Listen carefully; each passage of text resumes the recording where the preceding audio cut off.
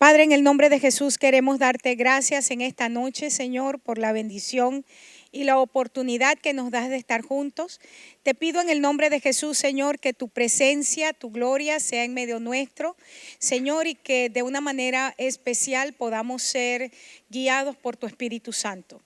Oramos, Señor, en este día para que tú, Señor, ministres a nuestras vidas a través de tu palabra y nos des estrategias que nos permitan caminar, movernos en lo que tú estás haciendo en este nuevo tiempo.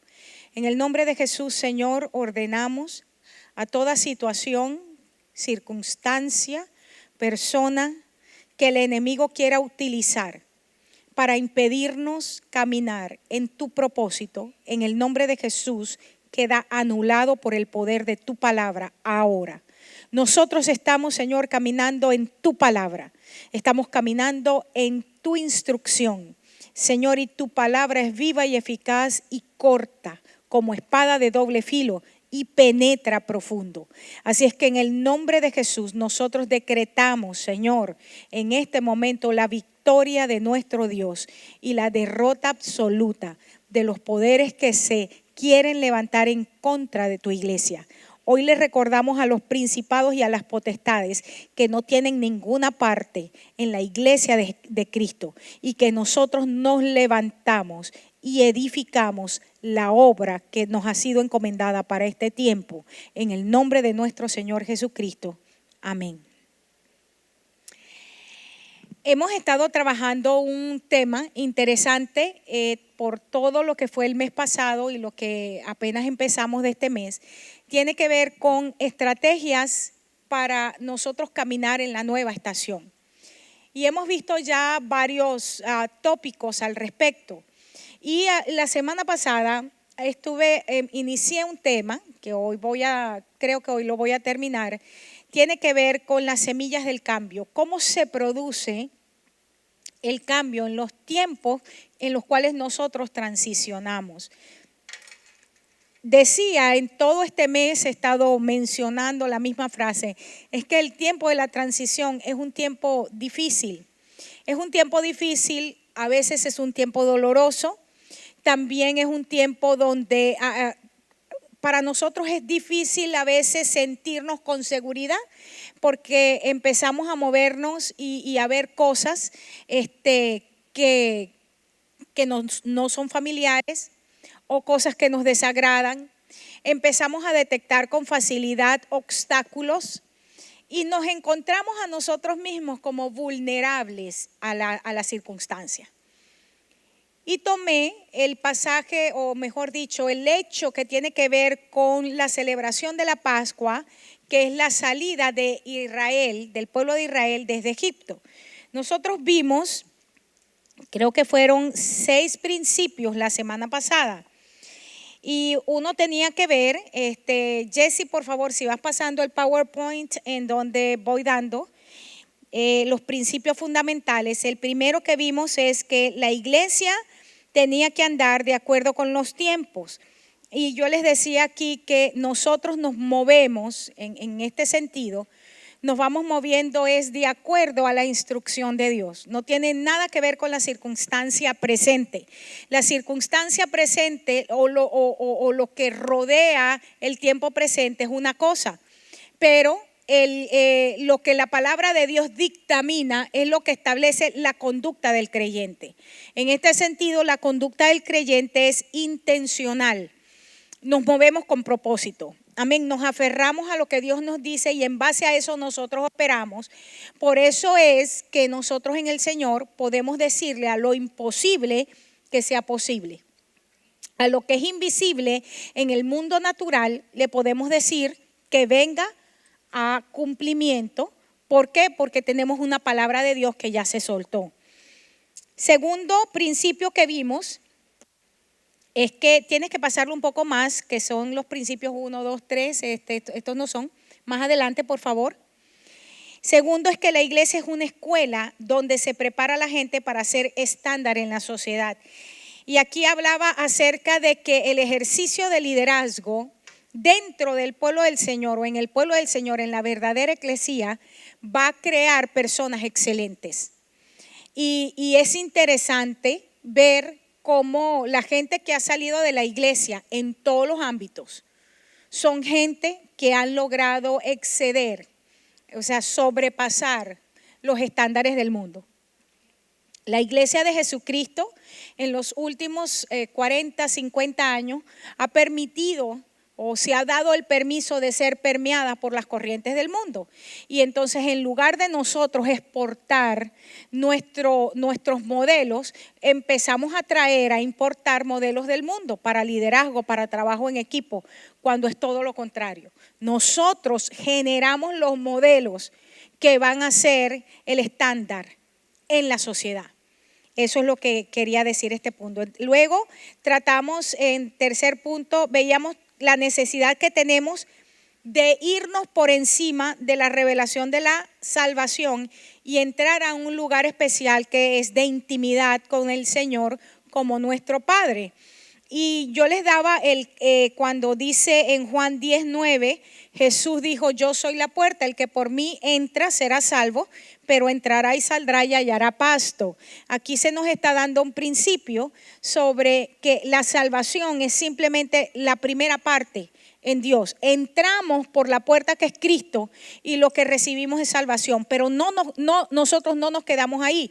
Nosotros salimos y es cuando encontramos plenitud. Hallar pasto habla acerca de plenitud, habla de una vida completa.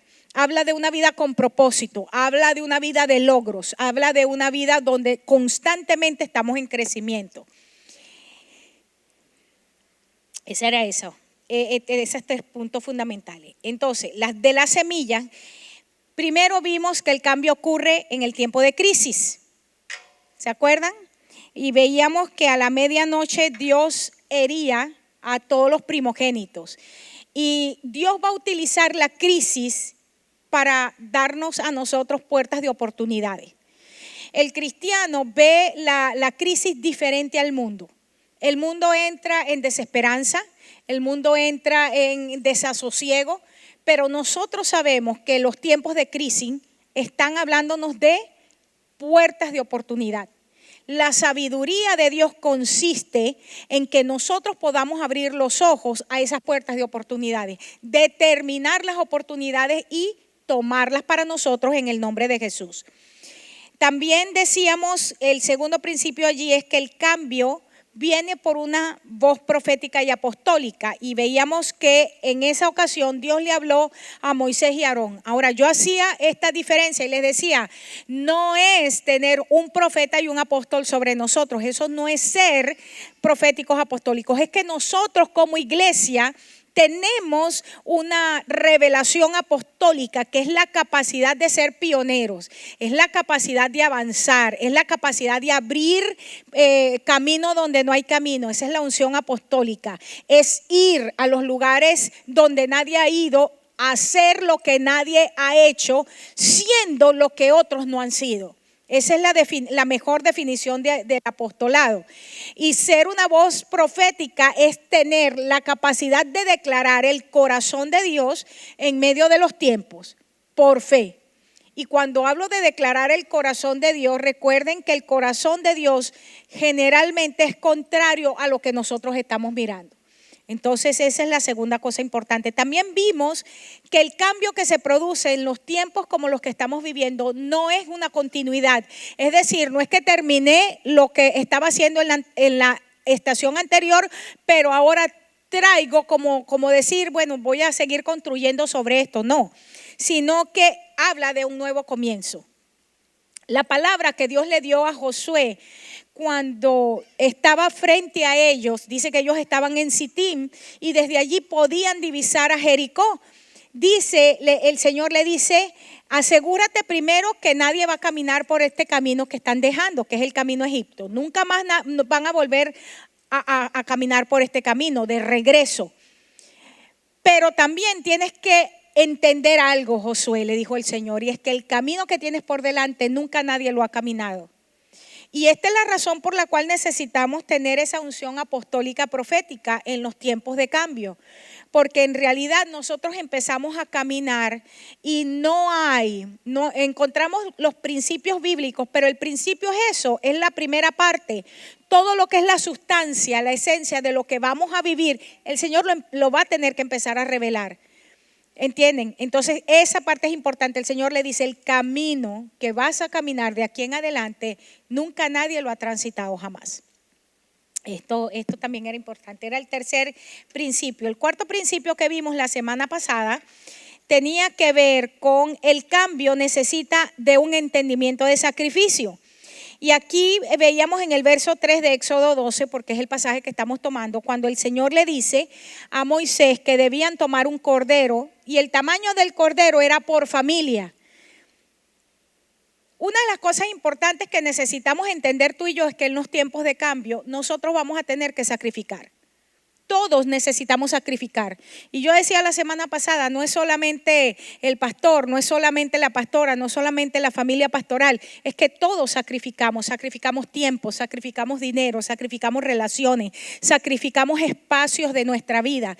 Y entrar en este proceso de sacrificio es lo que nos va a nosotros habilitar, porque el principio que sigue, que tiene que ver con colocar la sangre, de dónde salió lo que anulaba la obra del destruidor.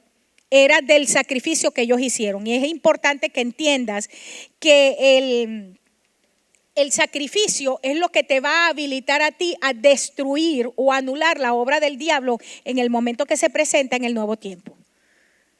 Dios les dijo, ustedes van a sacrificar el cordero. El cordero, vuelvo a decir, era del tamaño de la familia.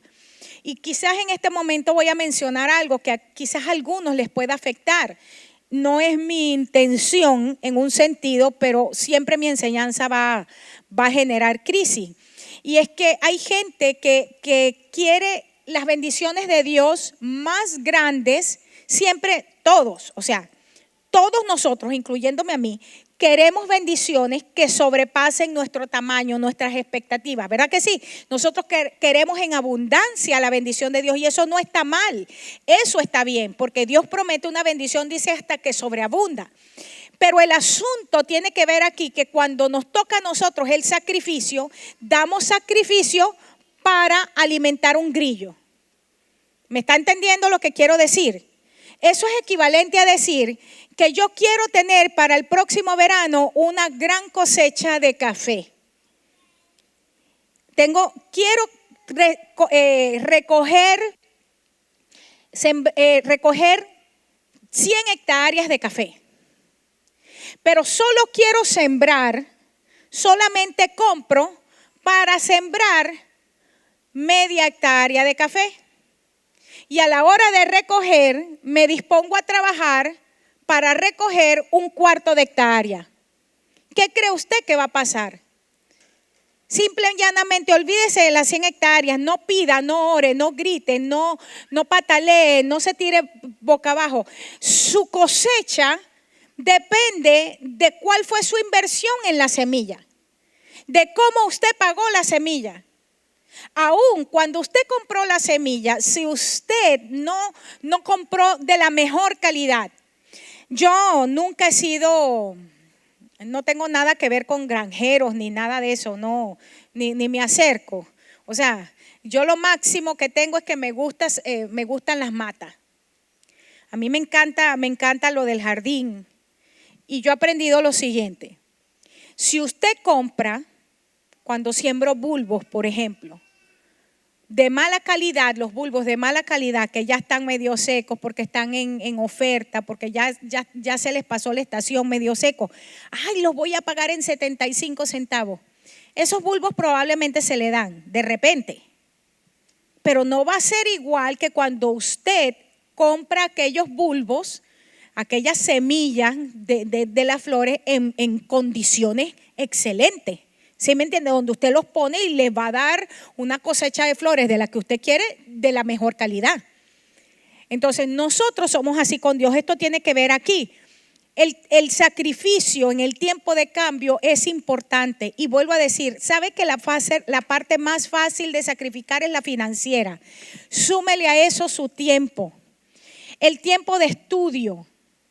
El tiempo para mejorar sus destrezas. Significa que usted tiene que aprender nuevas cosas. Tiene que tomarse tiempo para aprender, adquirir conocimiento fresco. Y súmele a eso todo, la calidad de relaciones, el cortar con relaciones que son dañinas en su vida. Y por allí va, eso lo estuvimos viendo. También decíamos el quinto punto era que el cambio tiene que ver con peregrinaje y tiene un sentido de urgencia. Dice que ellos iban a comer la Pascua ciñéndose los lomos y con los pies calzados, con el bordón en la mano y apresuradamente. Esto estaba, yo les decía que la forma denota urgencia y les comentaba que para mí fue un choque cultural cuando estuve en India ver a los hombres subiéndose la falda y andar caminando con minifalda, porque pues la falda larga no los deja caminar bien. Y cuando ellos se suben su falda que les queda aquí, es la manera que ellos pueden correr. Y viendo eso, yo pude entender esto. O sea, igual, el hombre tenía que, para poder caminar rápido, con aquellos batolones largos tenía que subírsela. Y es interesante, les decía, que ceñir los lomos, que es levantar la falda, y que quizá cree cierto problema visual para algunos de nosotros, tiene que ver con ceñir los lomos del entendimiento en el Nuevo Testamento. Tiene que ver con sharpening de vision, con afilar la destreza de la visión en el nuevo tiempo. Es lo que el apóstol dice, tenemos que ceñir los lomos del entendimiento, es quitar lo que nos estorba. El sexto, que es donde vamos, lo voy a retomar a partir de aquí, el sexto principio, y lo voy a retomar porque creo que es importantísimo. El cambio exige pureza personal. Voy a partir con este punto hoy. Recuerden que son 12 semillas, 12 principios que yo estoy compartiendo con ustedes que deben generarse en los tiempos de cambio. Estos 5 los vimos la semana pasada, más los 3 principios fundamentales. Vayámonos por favor a Éxodo 12, del 15 en adelante, ahí lo tienen.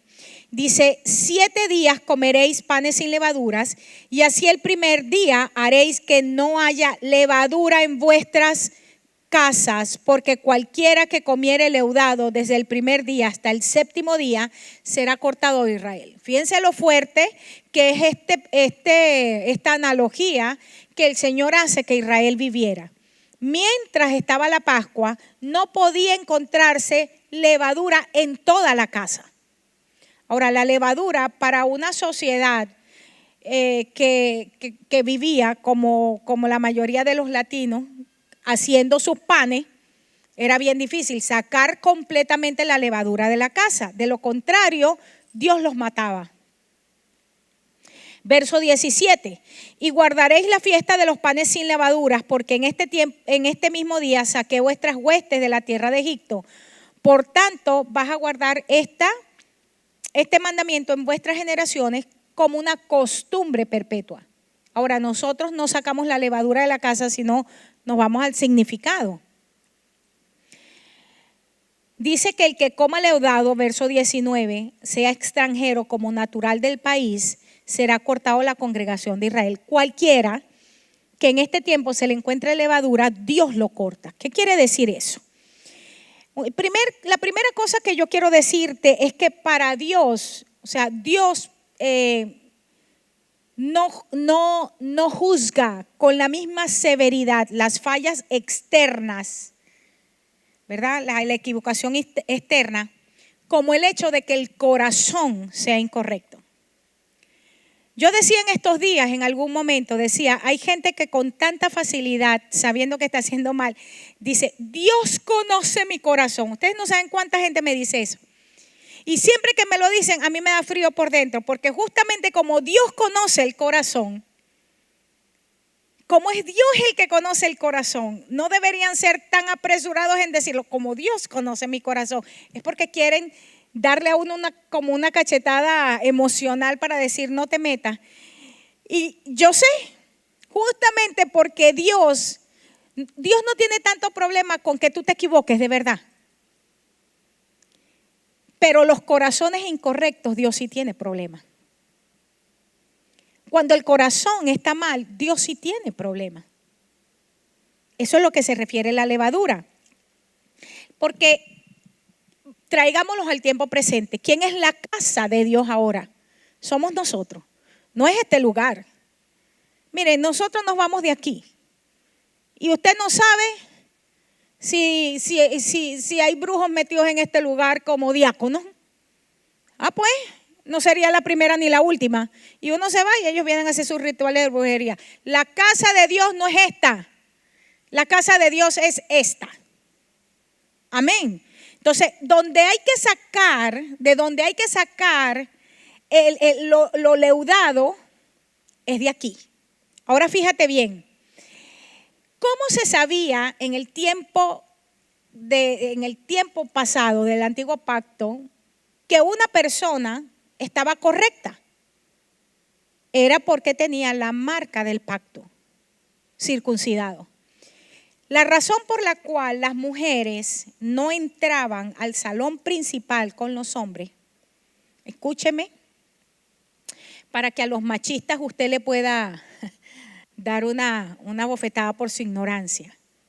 La razón por la que las mujeres no eran permitidas en el santuario principal es porque el hombre podía mostrar la marca del pacto.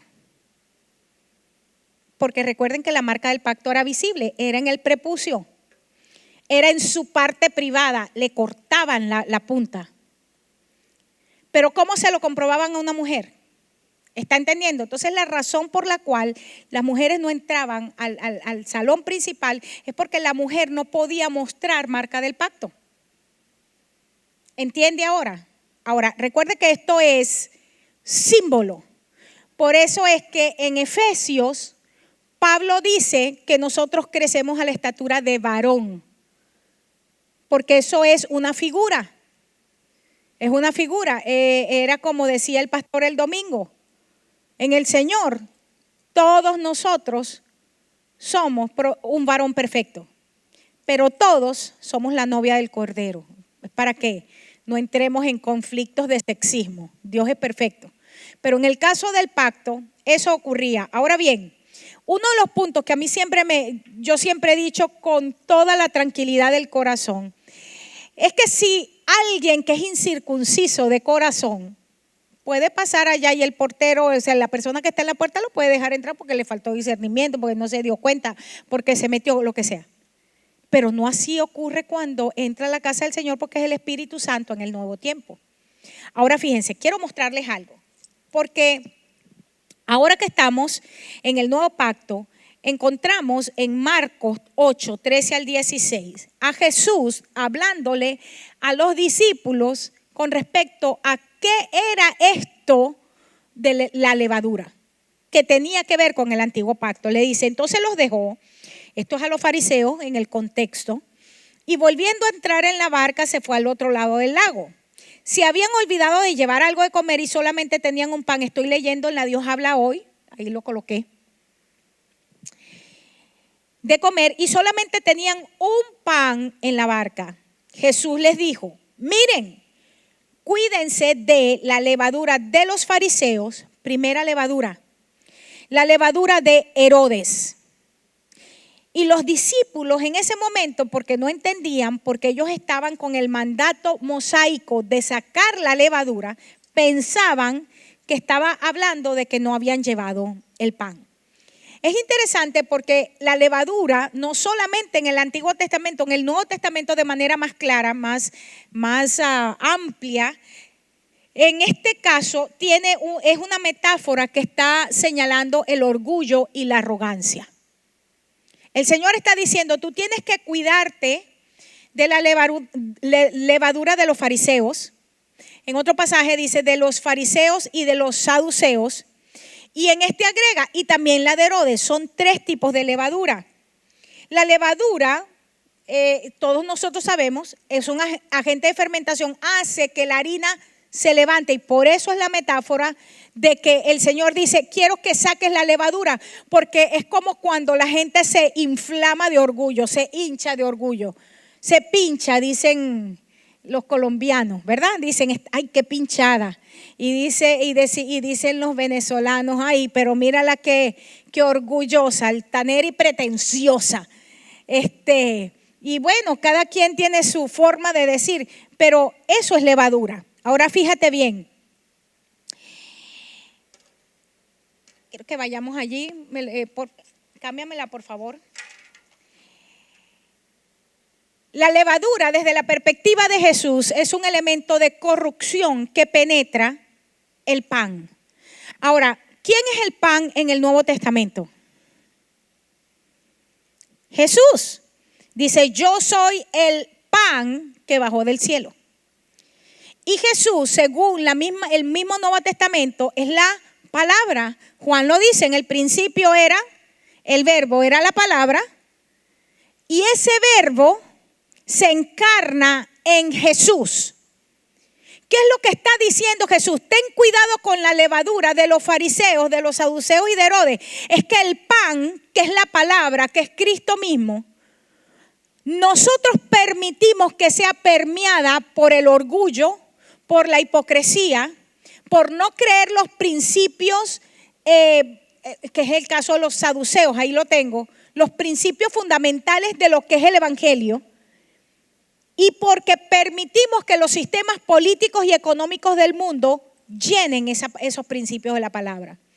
Yo puedo darle miles de ejemplos en las predicaciones que usted escucha a diario, por radio, por televisión y por montones de púlpitos. Cómo utilizan, voltean la palabra para sus propios beneficios y la obligan a la palabra a significar lo que ellos quieren que signifique.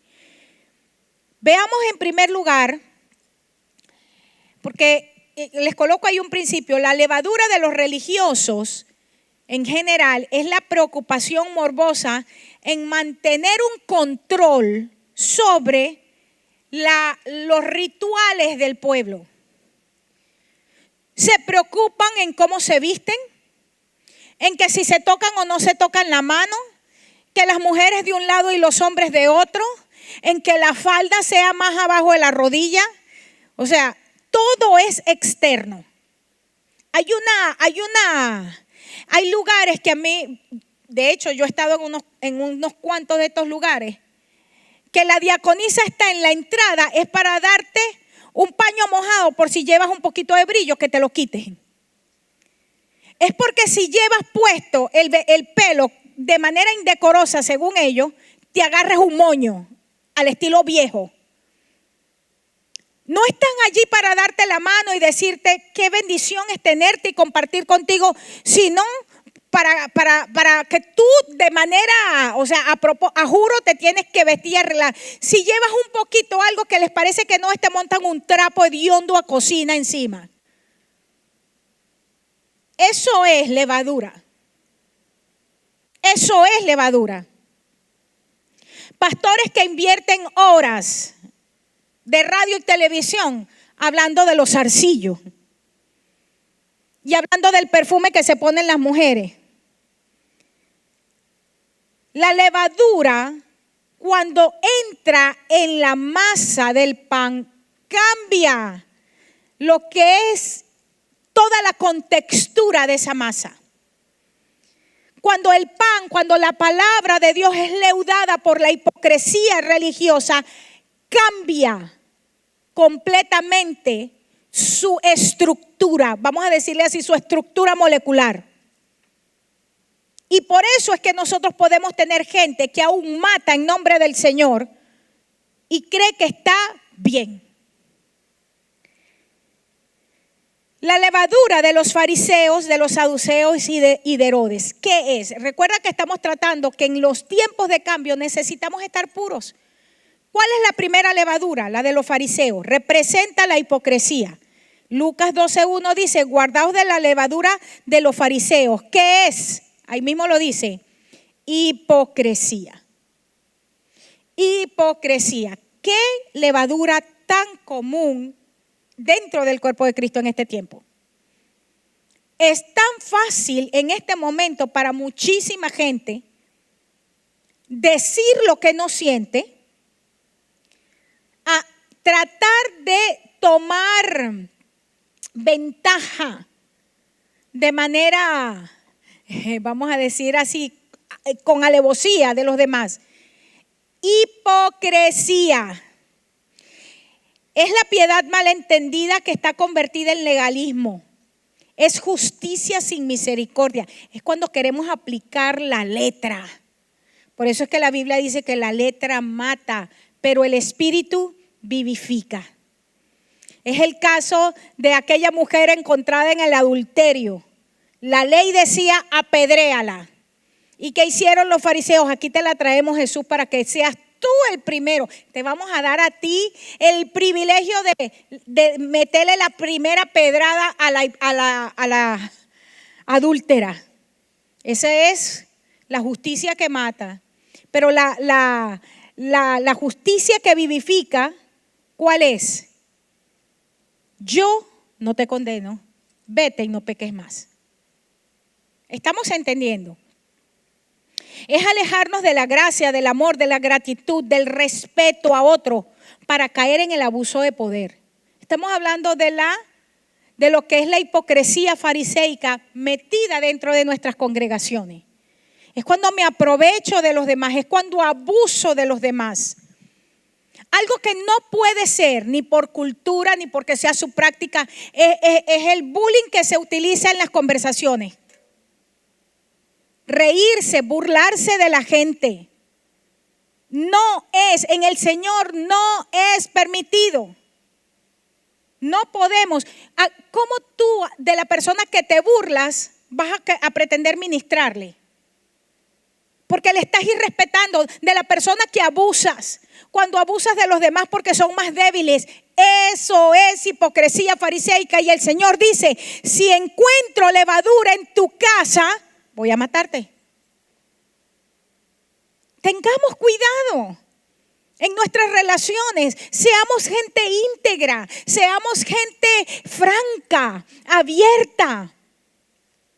Es mucho más saludable que tener dos caras, que tener dos vidas, que tener dos propósitos. Amén. Yo creo que estas herramientas son bien prácticas. Oseas 6:6 dice, porque misericordia quiero y no sacrificio. Misericordia. Misericordia. Lo que Dios está demandando de nosotros es misericordia. No ayune tanto, córtese la lengua. No haga tanta vigilia.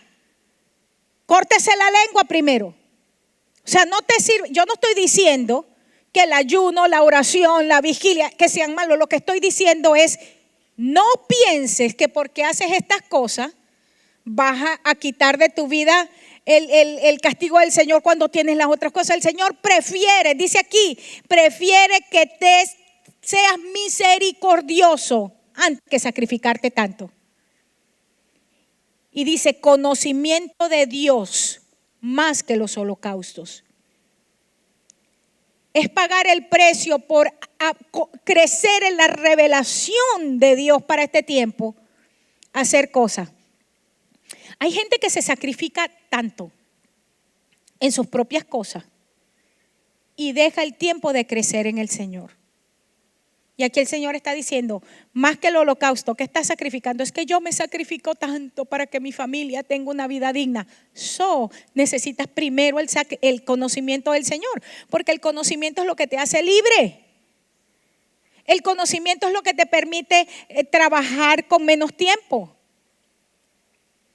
Una persona, vamos a lo natural, sin conocimiento de tecnología, por ejemplo, para buscar una información, se va porque como no sabe usar el internet, entonces va a la biblioteca, baja 20 libros, empieza a hacer una lectura rápida de cada libro. Cuando simplemente tú pones ahí en Google una palabra, y ya, ¿me estás entendiendo? O sea, en este momento mucha gente dice, no, ustedes lo tienen fácil porque yo he escuchado esto, ¿verdad? Y a veces yo misma he caído en eso, ¿no? En el tiempo que yo estudié, pues no existía. Yo tuve que estudiar a pura biblioteca y me daban 2, 3 de la mañana en la biblioteca. y me llevaba prestado de la biblioteca a la casa libros porque, pues, ¿cómo compraba uno tantos libros? Tenías que usar la biblioteca. Y dicen, no, ahora los muchachos ni estudian, todo lo buscan en internet. Bueno, esa es la ventaja de cómo los tiempos cambian. No significa que sea más fácil, porque seguimos igual en cómo aplicamos el conocimiento. ¿Cómo aplicamos el conocimiento? Eso sigue siendo la destreza. Lo que te quiero decir es esto: el Señor quiere conocimiento de Él y no tanto sacrificio. Miqueas 6:8 dice, hombre, te he declarado lo que es bueno y qué pide Jehová de ti. ¿Qué es lo que busca el Señor de nosotros?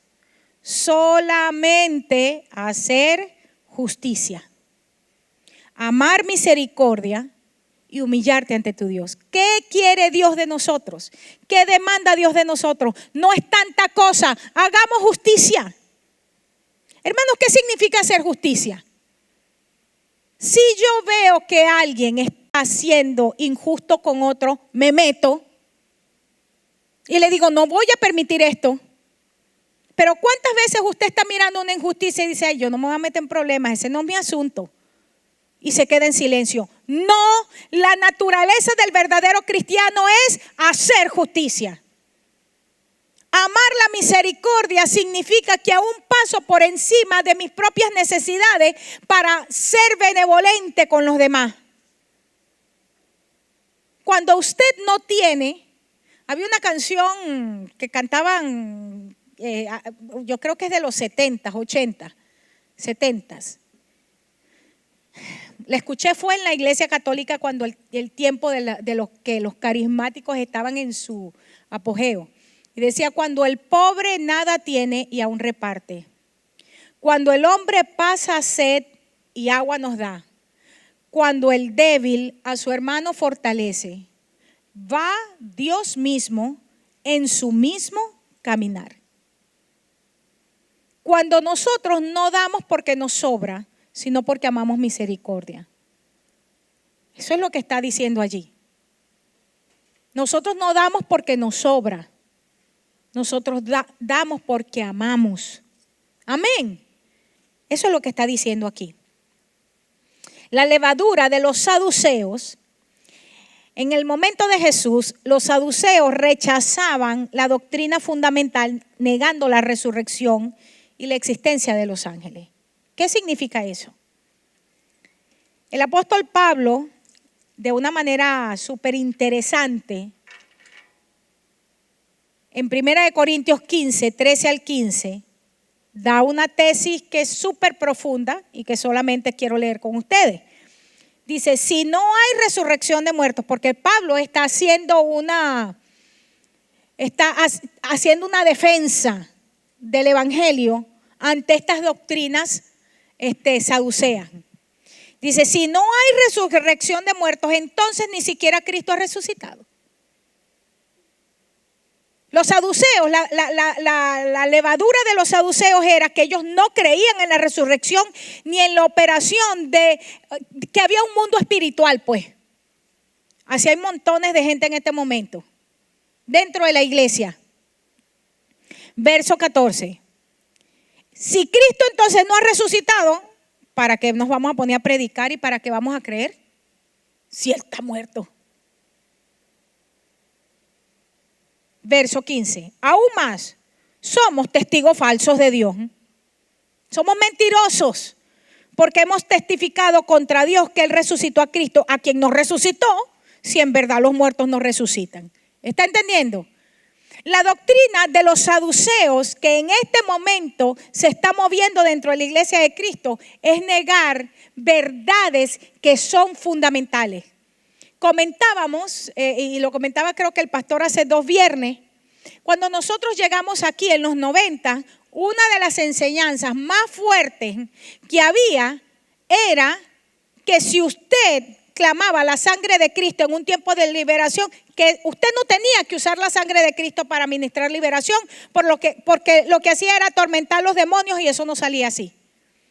Cuando la palabra establece claramente, les estoy dando uno de los tantos ejemplos, y ellos le han vencido. Y ellos le han vencido. Presente perfecto. ¿Cómo? Primera arma por la sangre del Cordero. Negar doctrinas fundamentales. En este momento, una levadura de saduceo es que más de la mitad de la gente que está predicando reino, entre comillas, no cree en la segunda venida de Cristo literal. Eso es doctrina de saduceo. Eso es levadura de saduceo. Cuando quitamos enseñanzas que son fundamentales. Fundamentales, doctrina de saduceos. Me puedo extender aquí. Es más, pudiéramos hacer un estudio y quizás sería interesantísimo hacer una serie, por lo menos de 4 martes en algún momento. ¿Cuál es la levadura de los fariseos de los saduceos en este momento dentro de la iglesia? Y yo le puedo mostrar con gente que está predicando, que usted lo acepta, que le canta las canciones, que tiene levadura de saduceo. Una levadura de saduceo es decir que el Jesús que nosotros predicamos es el mismo de los musulmanes. ¿Me está entendiendo? El Señor está diciendo, cuídate de la levadura de los fariseos, que es hipocresía. No quiero hipocresía en mi casa, pero cuídate de la levadura de los saduceos, que es cortar fundamentos que son necesarios para que tú te pares, porque ciertamente el fundamento va a estar abajo, no se ve. Pero si tú tienes un mal fundamento, cuando tú edificas, se te hunde la casa, se te hunde el edificio. La tercera cosa de la que nos tenemos que cuidar, recuerda que el punto que estamos hablando es que nosotros necesitamos mantener en el tiempo de cambio una purificación personal. La tercera cosa es cuídate de la levadura de Herodes. ¿Qué era lo que hacían los herodianos? Cambiaban la ley judía, que era la ley que habían recibido de parte de Moisés, para que las prácticas que tenían se conformaran a prácticas que ellos tenían para poder ser miembros del partido herodiano. Fíjense lo que hicieron los herodianos. El Señor tenía claros estatutos de quién iba a ser el sumo sacerdote. El sumo sacerdote venía de un linaje. Ese linaje no se cambiaba. Pero en tiempo de Jesús, Anás y Caifás, que ni siquiera eran judíos, estaban en la cúpula como sumos sacerdotes porque ellos tenían dinero, eran miembros del partido herodiano y entonces ellos tenían el dinero suficiente para comprar el título. La levadura herodiana es cuando las leyes del mundo entran y se sobreponen a la ley de Dios, a los principios de Dios, y nosotros cambiamos los principios de Dios en función a la ley del mundo. Ejemplo, como en el mundo es aceptado, por un caso, por la ley de Texas, si tú no te casas y tienes, ¿cuántos meses viviendo junto con una persona? 6 meses. Cuando, para cuestión de bienes, es como que estuvieran casados. Entonces, ¿sabes lo que mucha gente piensa? Que, bueno, al fin y al cabo, por la ley es como que estuviéramos casados. ¿Me estás entendiendo? Eso es justamente un principio herodiano, levadura herodiana. Mira, si el matrimonio en una sociedad es que tú vas, te paras y te dan un palazo, ese es el código. O sea, no todas las sociedades se casan delante de un juez, pero sí todas las sociedades para poder hacer el matrimonio legal tienen que ir delante de la autoridad de su comunidad. Una comunidad lo hace, es que van, hacen una gran fiesta, bailan todos y cuando el muchacho, el tipo saca a bailar a la muchacha, eso es el matrimonio. Perfecto.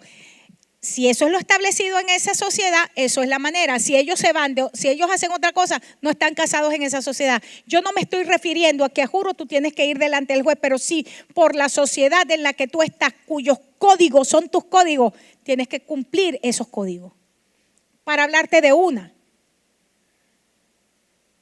Ejemplo, como la sociedad establece que está bien que tú te cambies de tu género con el que naciste, entonces levadura herodiana, es decir, bueno, pero si la sociedad lo establece legal y su ID dice que es mujer, aunque nació varón y se convirtió a Cristo, es la pastora Juana, aunque nació Juan.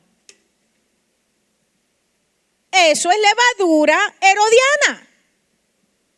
¿Estamos entendiendo lo que quiero decir? Como la ley establece que está bien que aborten, entonces la iglesia dice, bueno, como no es penado afuera, aborta, no tienes ningún problema.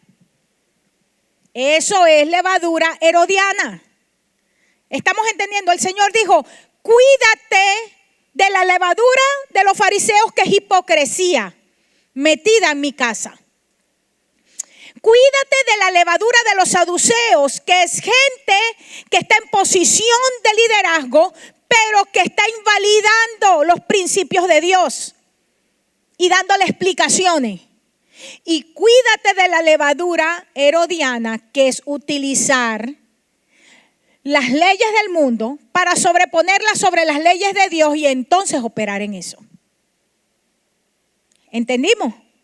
En los tiempos de cambio son 3 levaduras que tenemos que sacar de nuestra vida, porque son cosas que nos van a impedir entrar a lo que Dios quiere para nosotros.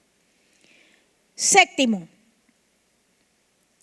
el cambio implica, no tengo hora, necesito por ahí un reloj, implica un estilo de vida inmune a la crisis. Necesito que me lo pongan por aquí. En otras palabras, este es el otro principio. Quizás sí me quedo con el 6 y el 7 hoy, pero creo que eran muy importantes. Por eso retomé el principio 6, para que entendiéramos qué significa sacar la levadura de nuestras vidas. Pero este siguiente punto también es importantísimo, porque en los tiempos de crisis, que son tiempos de cambio, no te olvides que crisis son grandes oportunidades que Dios está presentando delante de nosotros. Pero esas grandes oportunidades solamente pueden ser discernidas en el espíritu. La gente común y corriente, la gente normal, ordinaria de afuera, ven la crisis como un gran problema. Ven la crisis como, qué cosa más terrible me ha tocado vivir. Ven la crisis como el tiempo para llorar y fastidiar. Pero los que vivimos por el Espíritu, vemos la crisis como oportunidades. No significa que no nos sintamos de repente con el estómago frío.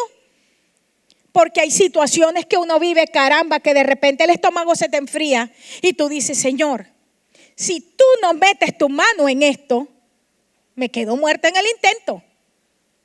¿O soy yo la única que estaba ahí? No, dice, Señor, si tú no te metes aquí, no salgo de esta. Pero es distinto decir eso a que ves el problema y dices, yo sabía, Señor, viste, por ponerme a hacerte caso, ahora me quedé ilegal, no tengo con qué pagar la renta y nadie me quiere y todo el mundo me grita. Ay, no. En el nombre de Jesús, la crisis es una oportunidad. Ahora, el cambio que se produce en los tiempos de transición, porque pasamos de un tiempo a otro, es que adquirimos un estilo de vida que es inmune a la crisis. No que no va a enfrentar crisis. Entiéndeme la frase. Sino que es inmune a la crisis.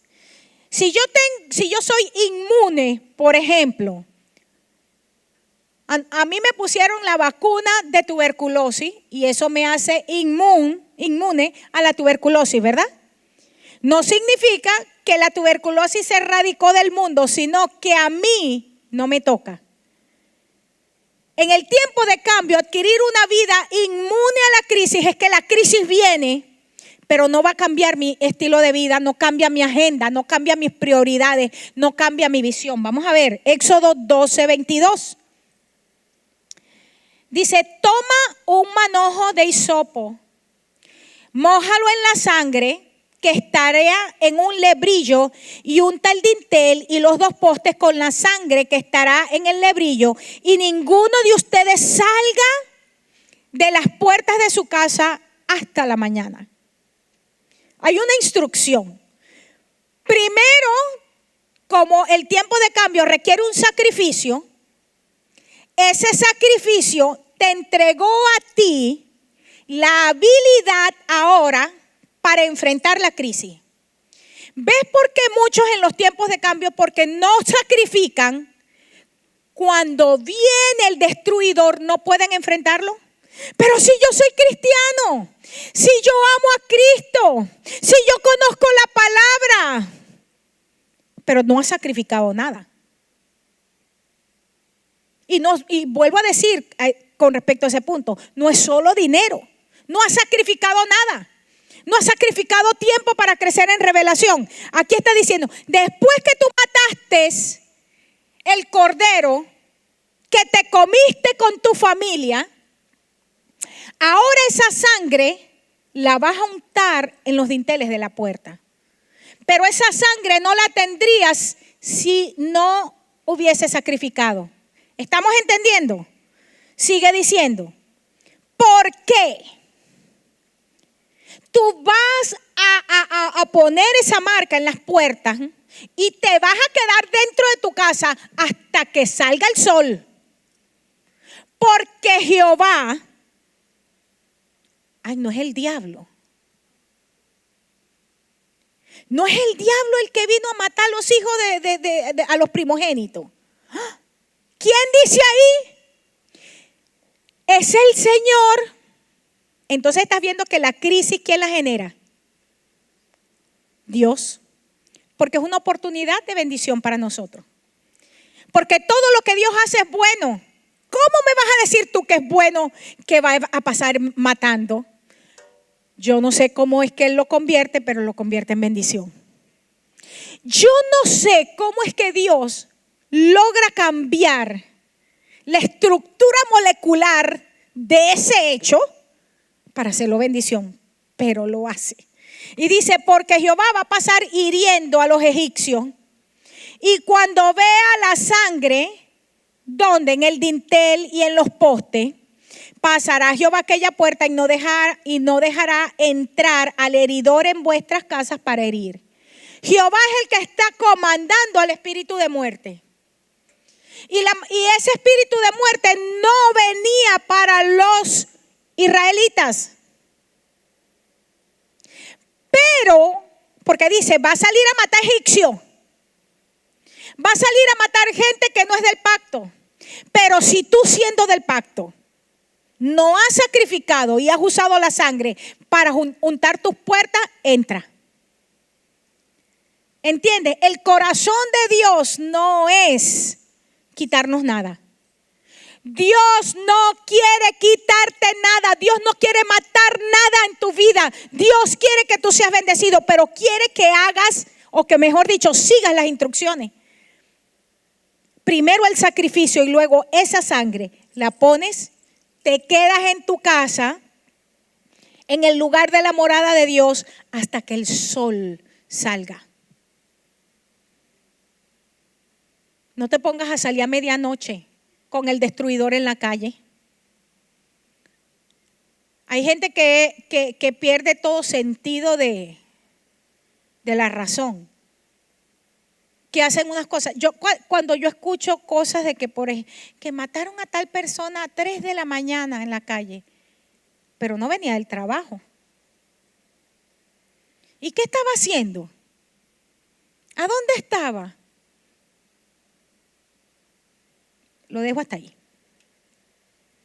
Estamos hablando de un estilo de vida donde estamos decidiendo que no le permitimos al heridor que toque nuestra casa. marcar las entradas de mi vida, porque esta es la casa donde mora el Señor. ¿Verdad que sí? Yo puedo como un símbolo, un día en oración, marcar las puertas de mi casa, porque el Señor me dijo, márcalas. Pero en realidad, ¿cuáles son las puertas de mi casa? Los ojos, los oídos, todo lo que entra es lo que contamina esta casa. Y yo tengo que marcar, ¿con qué? Con la sangre del Cordero. ¿Qué es lo pecaminoso que está entrando? Es lo que el Señor quiere que no entre. No vengas con que no, a mí nada me toca. No dejes, pon la sangre del Cordero. Filtra lo que ves, filtra lo que oyes. ¿Cuántas veces le he dicho a ustedes, hermanos? Si ustedes llegan a un lugar donde están chismeando y no tienen los pantalones para parar el chisme, por lo menos váyase. Por lo menos váyase. Fíltrelo. No, pero se quedan. Ay, no, para que no se sientan mal. Bueno, entonces ensúciate, pues contamínate. Después no llores.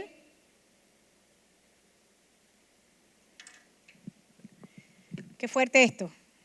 Eso es por decir una de las tantas.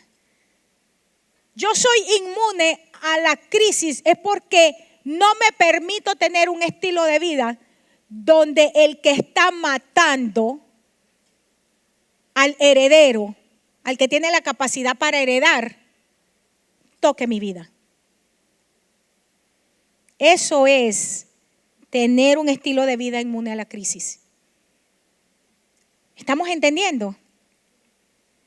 Es importantísimo en el nombre de Jesús que nosotros tomemos este punto. Mire, hermano, mientras todos los montes de autoridad, mientras todos los reinos de este mundo están sucumbiendo en los tiempos, la verdadera iglesia de Jesucristo es la que se levanta gloriosa y avanza en su llamado. La verdadera iglesia de Cristo no es un lugar lleno de gente. Somos los creyentes que no importa lo que nos toca vivir, nos paramos. No nos dejamos morir, no nos echamos a llorar. Nos toque hacer lo que nos toque hacer. A mí me gusta muchísimo ver novelas épicas así de historias verdaderas. Me encanta ver cosas de la vida real donde salieron adelante, porque siempre me inspira, sobre todo los personajes de la historia. Los grandes héroes y heroínas, no solamente en nuestra historia de América Latina, de cada país del mundo, ha sido gente que han enfrentado la adversidad con dignidad. Con dignidad. Un héroe moderno, por ejemplo, Mandela. Cuando yo estaba en la universidad, Mandela estaba todavía preso. Así es que una de las cosas obligadas que yo tuve que leer estando en la universidad fue la situación de Mandela. Qué increíble que ese hombre no solamente estuvo preso por sus ideas de libertad para su nación, sino que su esposa, que también estaba preso, lo que hicieron fue que los separaron para que ellos no pudieran planificar nada en pro de la nación. Y mire que la historia es triste, que fue tan fuerte que ellos finalmente se divorciaron. La separación que logró ese sistema fue tan fuerte que los mataron adentro en eso. Pero un hombre que vivió el encierro y todo lo que vivió con dignidad. Yo estudié esa historia allá. Y siempre que pienso, por ejemplo, en mi país, yo siempre pienso en que, wow, que hay que enfrentar las cosas con dignidad. Mire, ese por decir un héroe moderno, pero mire los héroes en cada momento de la historia. Han sido gente que no la ha tenido fácil. Y usted apenas vive una situación así de chiquita comparado a tener que liberar a una nación y empieza a llorar y a decirle a Dios que no lo quiere, que se olvidó de usted. Y después entonces se queja de que nada importante sale de usted. Solamente aquellos que estamos dispuestos a caminar en grandes sacrificios somos los usados para cosas grandes. En Apocalipsis 12:11 dice, y ellos le han vencido, ya lo mencioné, por medio de la sangre del Cordero, de la palabra del testimonio de ellos, y menospreciaron sus vidas hasta la muerte.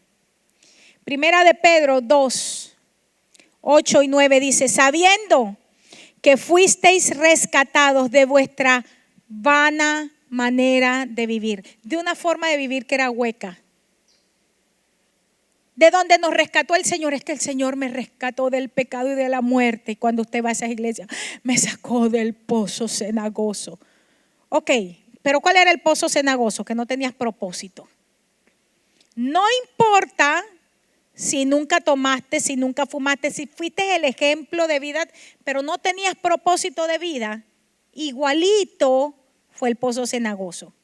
Porque el pozo cenagoso no es que estaba en drogas, que era prostituta, eso lo incluye. Aquí dice que es una manera de vivir que es vana.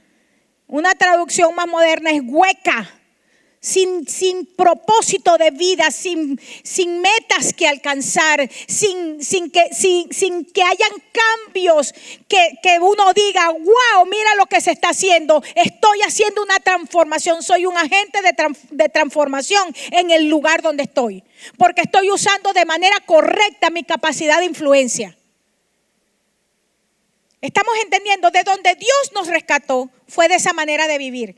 Lo que quiere decir que hay muchos en la iglesia sentados en las bancas que tienen una manera de vivir vana. Todavía es vana porque no tiene sentido de propósito ni sentido de destino. No hay significado en su forma de vivir. Lo que hacemos, hermanos, tiene que ser intencional para producir cambios. Todo lo que hacemos. Estudio para. Me casé para. Me muevo para. La visión de una persona, la visión de una pareja, la visión de una familia es establecida en el propósito, no en el alma, en el propósito. ¿Para qué? Eso es de donde nos rescató el Señor. Dice, esa manera vana de vivir, mira de dónde la recibimos, de los padres. Ay, la Biblia es dura. La Biblia es muy dura. La Biblia es muy dura. Ahí encontramos palabras de vida eterna, pero que nos digan que yo soy como soy porque mi papá y mi mamá no me enseñaron. No te metas con mi papá y mi mamá. Yo no estoy diciendo nada, aquí lo dice. ¿Lo dice ahí, sí o no? Pasa el siguiente para que lo vean, porque de repente están pensando que yo lo estoy inventando. ¿La cual recibiste de quién? En la casa es donde se gesta la visión. En el hogar es donde formamos a gente con propósito. Hermana, yo llegué tarde al Señor, amén, pero nunca es tarde, empiece. Perdí los años más importantes de mis hijos, en el Señor podemos redimir el tiempo. ¿Entiende? Vamos a hacerlo, vamos a vivir con intencionalidad. Dice, de vuestros padres, no fuimos rescatados de vuestra mala manera de vivir, No con cosas corruptibles. Quita la manera de vivir, coma, la cual recibimos de los padres porque es coma. Entonces, no con cosas corruptibles. Sigue la idea de que el Señor nos rescató.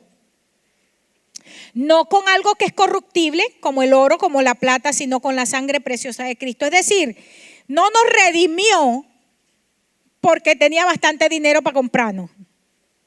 El Señor nos redimió con su sangre, porque era un cordero sin mancha y sin contaminación.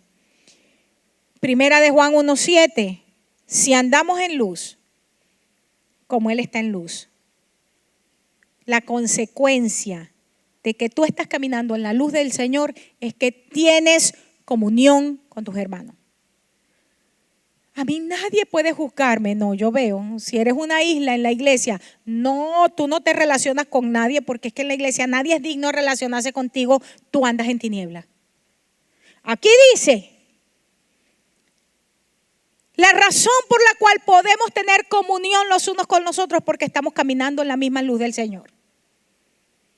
Y entonces, la sangre de Cristo, que es con la que yo puedo vencer al diablo, me limpia de todo pecado. En otras palabras, yo puedo utilizar la sangre de Cristo como un arma en contra del enemigo para vencerlo solamente cuando tengo comunión con el cuerpo de Cristo. Esto sí es terrible para mucha gente, porque esta es otra enseñanza saducea que hay. No necesitas ir a la iglesia para adorar a Dios. Bueno, si la iglesia para ti es el edificio, tienes razón. Pero como eso es completamente incorrecto, te equivocaste. Estás más pelado que tierra árida, pues. Porque la iglesia es la comunidad, la novia, la gente.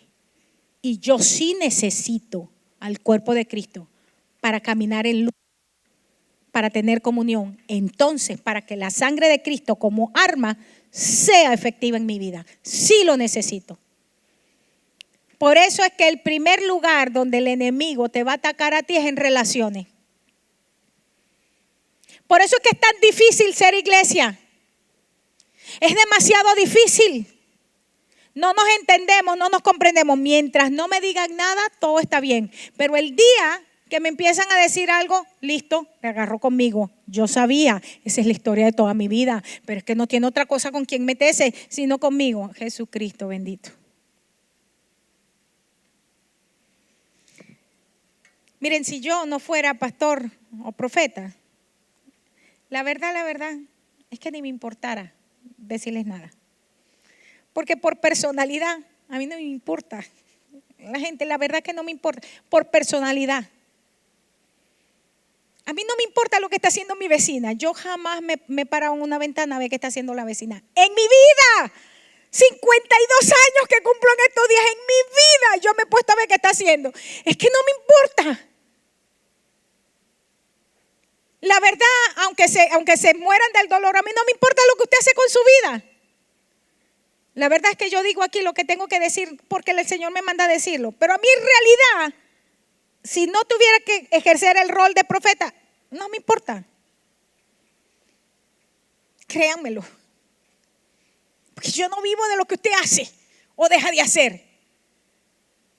Por personalidad no me importa. Por eso es que cuando por ahí le dicen que la pastora dijo de mí, diga, eso es mentira. Porque tiene las pantaletas bien puestas para decirme lo que tiene que decirme a mí.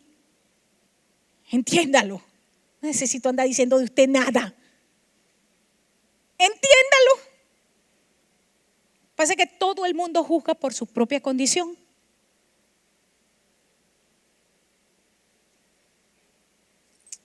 Si ando en luz como Él está en luz, tengo comunión con mi hermano. Y entonces la sangre de Jesucristo nos limpia de todo pecado. Yo lo voy a dejar hasta aquí porque son ya 10 para las 9.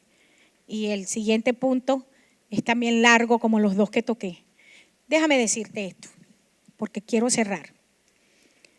Hablar de que desarrolle un estilo de vida que es inmune a la crisis es un gran desafío para nosotros en el tiempo que nos correspondió vivir. Porque el tiempo que nos correspondió vivir, hermanos, es un tiempo de crisis profunda en todos los sentidos. Y si no desarrollamos este estilo de vida, Mire, la gente se va a morir, se está muriendo de cáncer en el colon, cáncer en el estómago. ¿Por qué? Porque es que todo, hermanos, todo produce en este momento temor. La gente solo de pensar que se va a quedar sin trabajo le da crisis. ¿Cómo será? ¿Por qué? Porque dice, ¿cómo lo hago? ¿Cómo? Estamos en un tiempo muy difícil.